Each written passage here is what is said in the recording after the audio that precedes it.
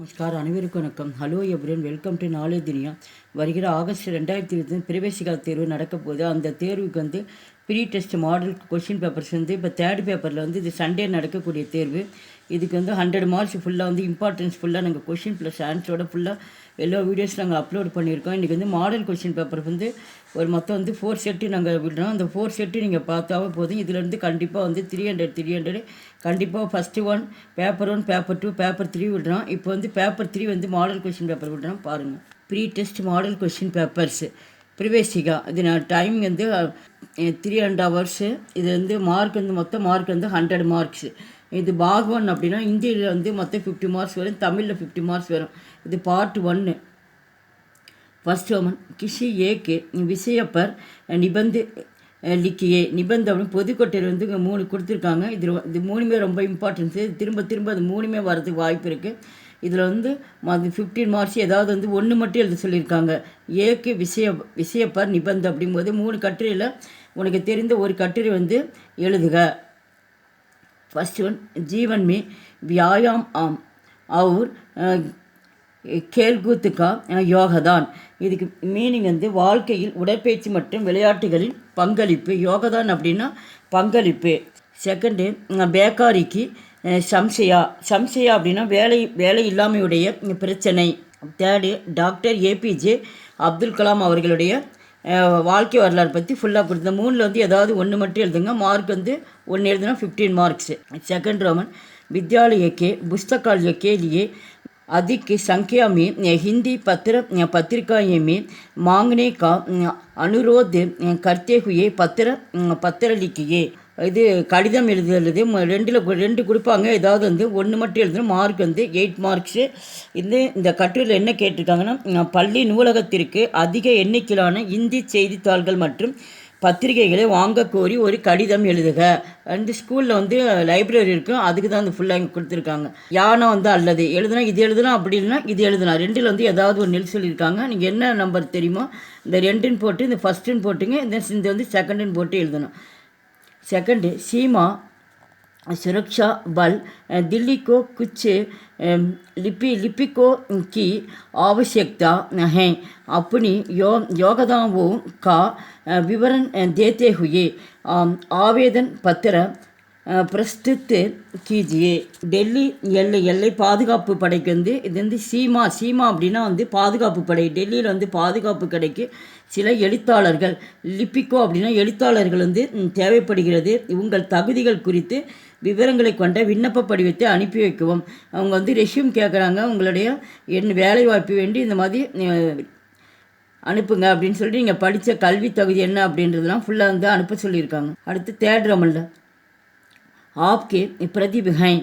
भारतीय state bank of Secunderabad शाखा में आपकी बचन காத்தா சங்கியா இது நம்ம அக்கௌண்ட் நம்பர் இருக்கணும். பேங்க்கில் அக்கௌண்ட் நம்பர் வச்சுருப்போம். அந்த அக்கௌண்ட் நம்பர் மொத்தம் 11 டிஜிட்டில் வரும். அதில் இங்கே ஆரம்பம் ஃபுல்லாக விட்டுட்டு கடைசியில் இருக்க நம்பர் தான் இங்கே கொடுத்துருக்காங்க. 678 है.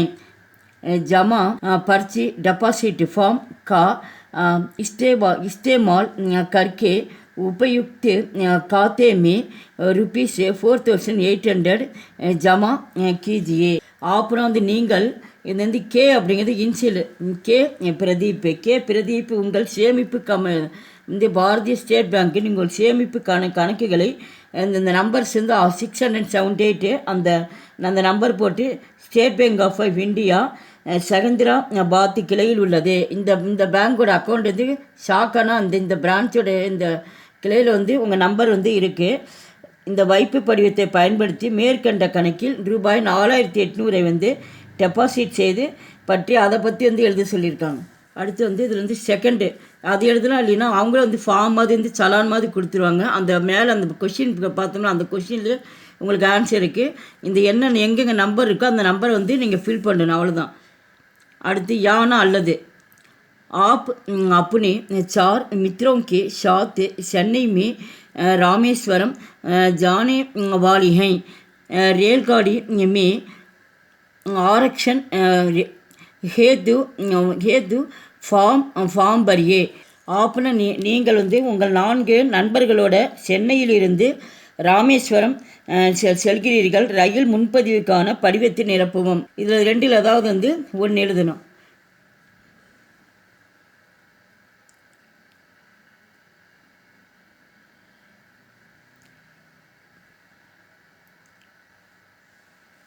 फोर्थ रोमन निम्नलिखित गद्यांश का संक्षेप में लिखिए. गद्यांश அப்படினா ஒரு பேராகிராஃப் வந்து ஹிந்தியில் கொடுத்துருவாங்க. நிம்னலிக்கித் அப்படிங்கிற இந்த பேராகிராஃப் வந்து நம்ம வந்து மொத்த இதுலேருந்து 1/3 சுருக்கி எழுதுகிற மாதிரி இது வந்து இங்கே ஹிந்திலேயே இருக்குன்னு ஹிந்தியில் வந்து மெயின் கதை என்ன அப்படின்றத படித்து பார்த்துட்டு இங்கே இதில் 100 வேர்ட்ஸ் இந்த ஒவ்வொரு வேர்டை நம்ம எழுதுங்க. மேரா சேவா மேரா சேவை கேலியே அப்படின்னு சொல்லிட்டு ஒவ்வொரு வேர்டாக எண்ணி மொத்தம் 100 வந்துடும். அதில் 3ல் ஒரு பாகம் 30 வேர்டு வர மாதிரி நம்ம கொண்டு வரணும். இதுக்கு மார்க் வந்து 5 மார்க்ஸு. இது சுருக்கி எழுத சொல்கிறாங்க ஷார்ட்டாக.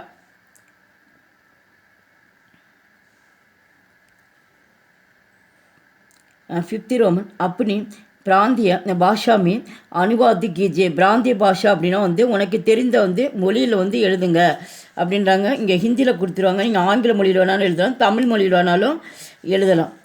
இதுக்கு வந்து மார்க் வந்து 5 மார்க்ஸு.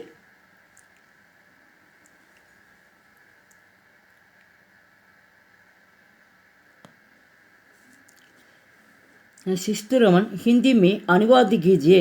இங்கே வந்து தமிழ்லையும் ஆங்கிலத்திலும் கொடுத்துருப்பாங்க. இது வந்து இங்கே ஹிந்தி அனுவாதம் ஹிந்தியில் தான் வந்து மொழிபெயர்ச்சி தமிழில் படிச்சுட்டு நீங்கள் அப்படியே வந்து ஹிந்தியில் வந்து நம்ம எழுதணும். இதுக்கு வந்து மார்க் வந்து 10 மார்க்ஸு.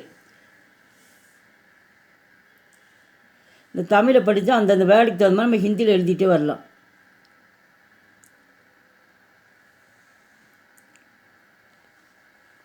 இப்போ ஹிந்தி ஃபுல்லாக 50 மார்க்ஸ் முடிஞ்சுட்டு அடுத்து வந்து பாகு 2. பாகு 2னா பார்ட் 2ல் வந்து இதுக்கு வந்து 50 மார்க்ஸ் இருக்குது. தமிழில் தான் ஃபுல்லாக இப்போ எழுத போகிறோம். ஃபஸ்ட்டு வந்து ஏதேனும் 2 குறள்களை அடிப்பெறலாமல் எழுதுக. இப்போ குறள் அப்படிங்கும்போது திருக்குறள் தான் கொடுத்துருக்காங்க. இதில் வந்து மொத்தம் வந்து டோட்டலாக வந்து 4 கொடுத்துருக்காங்க. இதில் ஏதாவது வந்து 2 மட்டும் எழுதினா போதும். இங்கே வந்து ஆரம்பமும் முடிவும் கொடுத்துருக்காங்க. அடி மாறாமல் மேலே வந்து 4 சீர் கீழே 3 சீர் வரணும். இது ஒன்றுக்கும் 2 குறள் எழுதினா உங்களுக்கு வந்து 10 மார்க்கு. ஒன்றுக்கு வந்து 5 மார்க்கு. 4 குறள் இருக்குது. நல்லா தரவாக படிச்சிங்க. இதில் வந்து ஏதாவது 2 மட்டும் எழுதினா போதும். ஒரு குறள் எழுதுனா 5 மார்க்கு. செகண்ட் ரோமன் ஏதேனும் 3 வினாக்களுக்கு ஒரு பக்கத்திற்கு மீகாமல் விடை எழுதுக. இதுக்கு மொத்தம் மார்க் வந்து 15 மார்க்கு. இங்கே அவங்க டோட்டலாக பார்த்தீங்கன்னா மொத்தம் வந்து 6 கொடுத்துருக்காங்க.